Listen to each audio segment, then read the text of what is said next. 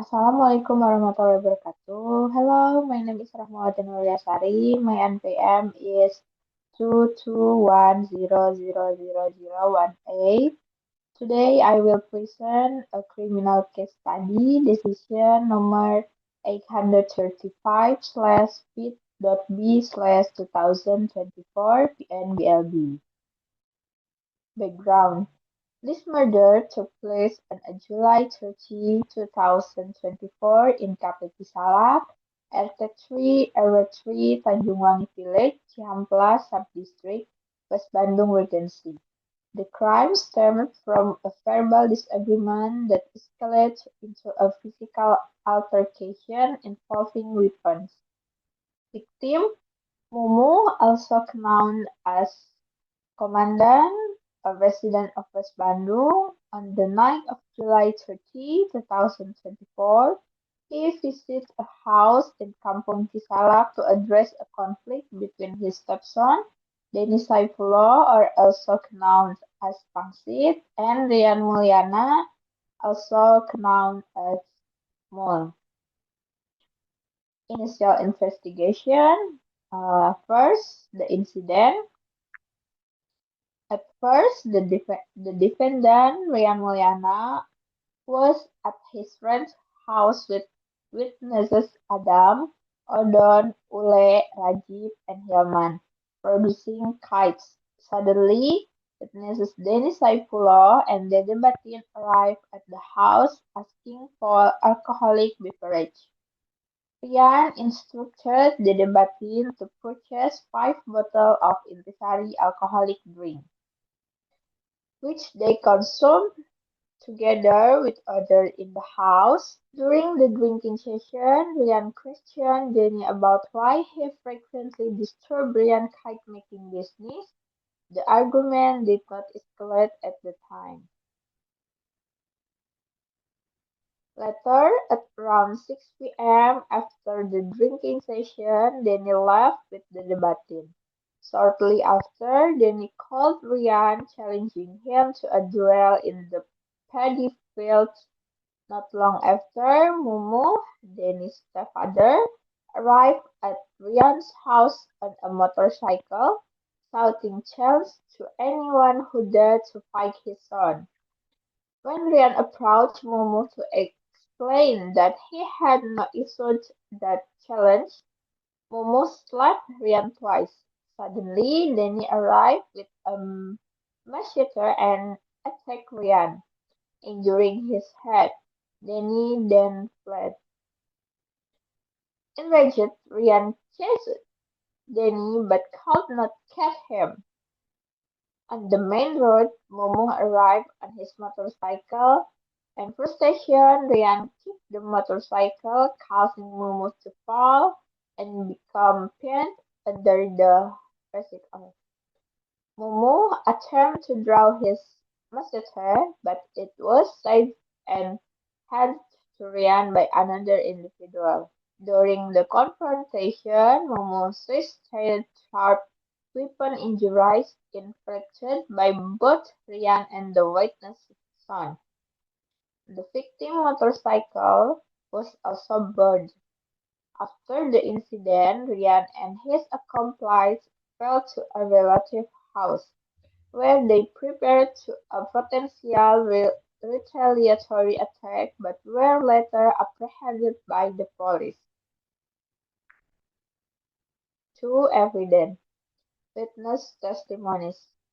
Several witnesses described the events leading up to and during the incident. Forensic report.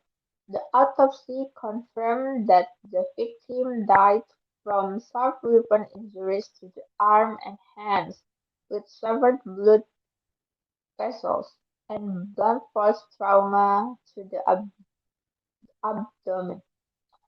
Weapons. Two machetes with wooden handles were confiscated. Suspect first Rian Mulyana, are also known as Mul. Background: a 27 years old resident of Kampung Cisalak, West Bandung. He worked as a kite maker. behavior after the incident. Following the incident, Ryan stayed at the scene to guard against potential relocation before fleeing to a relative house. He later cooperated with authorities. Motive: Ryan's actions were driven by anger and frustration. Two accomplices named Whitehall Roll assisted Ryan in the fight and inflicted injuries on the victim using samurai sword. The accomplice was charged separately. The trial: 1. Charges: Ryan Mulyana was charged under Article 170, Paragraph 2, Number 3 of the Indonesian Penal Code or KUHP, which deal with grave violence causing death.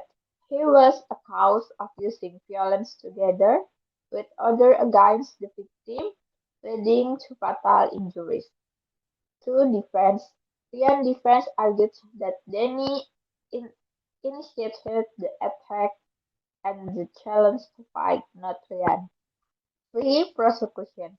The prosecution argued that Ryan deliberately used violence against the victim, emphasizing forensic evidence confirming the cause of death. For sentencing: on November 28, 2024, Yan Mulyana was sentenced to 7 years in prison with time served deducted. The court also ordered the confiscation and destruction of the weapon used in the crime. Appeal and legal debate: Ryan did not appeal the verdict. He expressed remorse, admitted guilt, and pledged not to repeat his actions. Key issue and legal takeaways. 1. Role of forensic evidence. This case highlights the importance of autopsy results in determining the cause of death. 2. Witnesses in weapon control. The availability of sharp weapons in society underscores the need for stricter regulation on weapon possession and use. Conclusion: the murder of Momo, or also known as Komandan, illustrates how unresolved personal conflict can lead to tragic outcomes. What began as a minor disagreement escalated into deadly violence fueled by emotion, provocation, and the use of weapons. This incident served as an important lesson for society about the need for peaceful conflict resolution. The absence for early mediation or intervention exacerbated the situation, ultimately resulting in a loss of life. Moreover, the ease of access to sharp weapons contribute to the violence.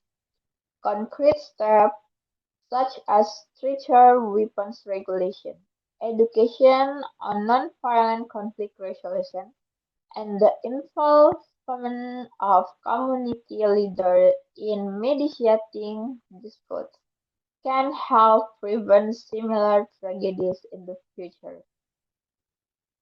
Thank you. Wassalamualaikum warahmatullahi wabarakatuh.